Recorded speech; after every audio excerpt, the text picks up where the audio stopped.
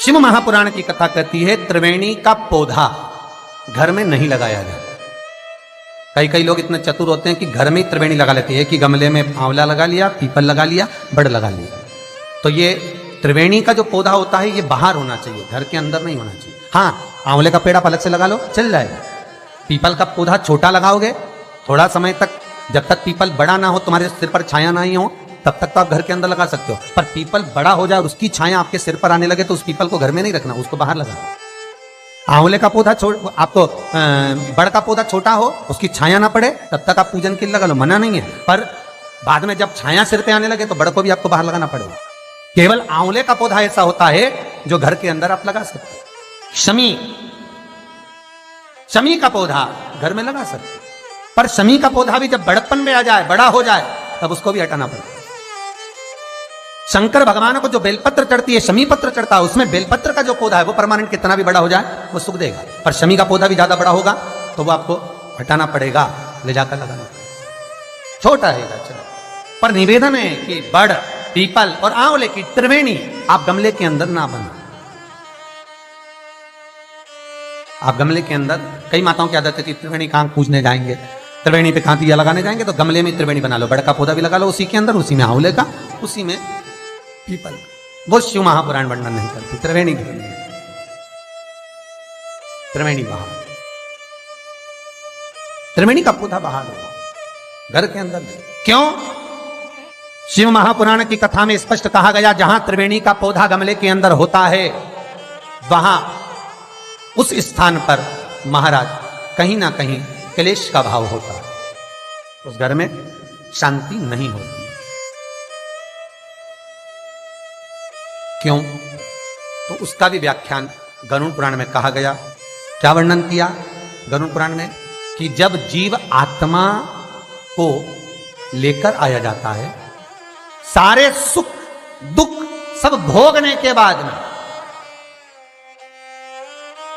कुछ समय के लिए उसको पितृलोक में जब लाया जाता है, तब पितृलोक में आने का जो प्रवेश द्वार है, उस द्वार में जब वो जीवात्मा सारे दुख भोग कर, तकलीफ भोग कर वो जीवात्मा जब प्रवेश करती है तो उसको लगता है कि यहां पर फिर मुझे कहीं तकलीफ का अनुभव होगा, तो वो अंदर प्रवेश नहीं करती है।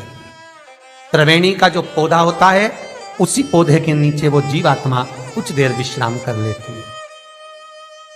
इसलिए शिव महापुराण कहती है त्रिवेणी बाहर पूजी जा, त्रिवेणी बाहर लगा। पर त्रिवेणी का पौधा घर के अंदर गमले में रहेगा। जीवात्माओं को जैसे दुख का भान होता है तो विश्रांति लेते हैं, तो आहूत पितर वासुक, जो प्रेत योनि में भटकने वाले भी जीव होते हैं, वो त्रिवेणी के नीचे कुछ समय के लिए विश्राम लेते हैं। विश्राम महाराज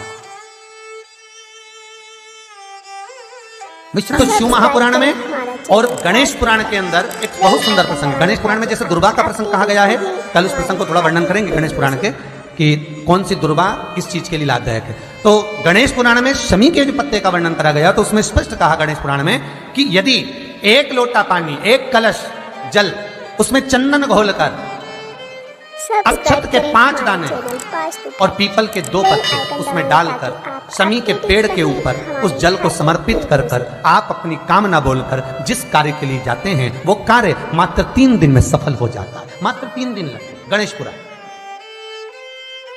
शमी पत्र का, शमी का जो पौधा आपको कहा था, बेलपत्री माता पार्वती के नैनाश्रु से प्रकट हुई, रुद्राक्ष का पौधा शंकर भगवान के नैनाश्रु से प्रकट हुआ, और शमी का जो पौधा है वो उमा और महेश, माता पार्वती का जो एक अवतार हुआ था, उमा अवतार। तो माता पार्वती जो 52 अवतार माता पार्वती के हुए हैं, उसमें एक अवतार माता पार्वती का उमा अवतार है। तो उमा अवतार जब माता पार्वती का हुआ था, तो उसके साथ में शंकर भगवान को महेश्वर अवतार लेना पड़ा था। महेश्वर अवतार भगवान शंकर ने लिया। तो उमा और महेश्वर का जब मिलन हुआ था, उस मिलन के दृष्टिकोण से, उस मिलन की दृष्टि से शमी का पौधा उत्पन्न हुआ। शंकर भगवान की जो जलाधारी है, बस उस जलाधारी का मुख उत्तर का होना चाहिए। घर में भी अगर शंकर भगवान का शिवलिंग रखते हैं अपन, तो शंकर जी की जो जलाधारी का मुख होता है वो उत्तर का होना चाहिए। उत्तर।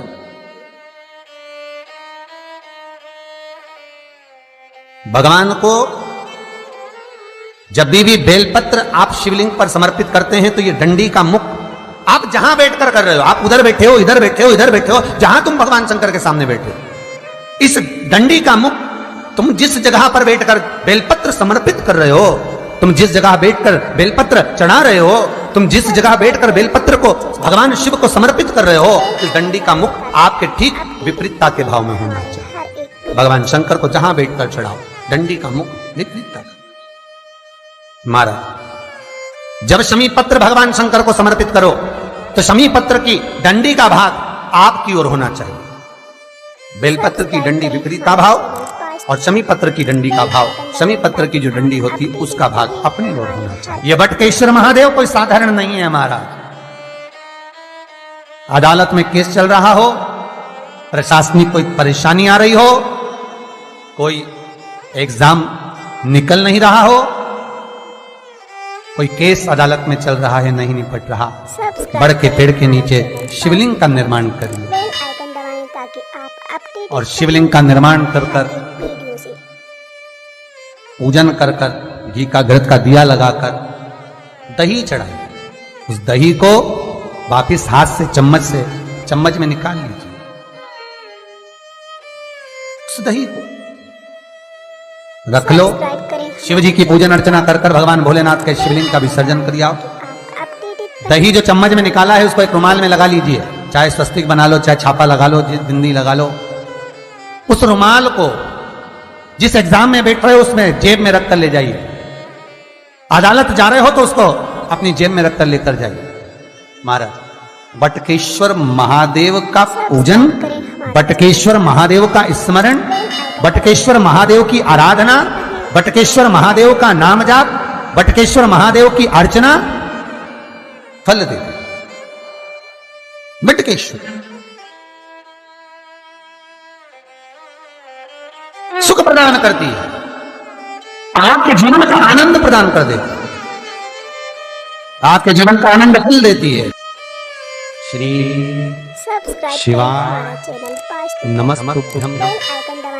श्री शिवाय नमस्तुभ्यं।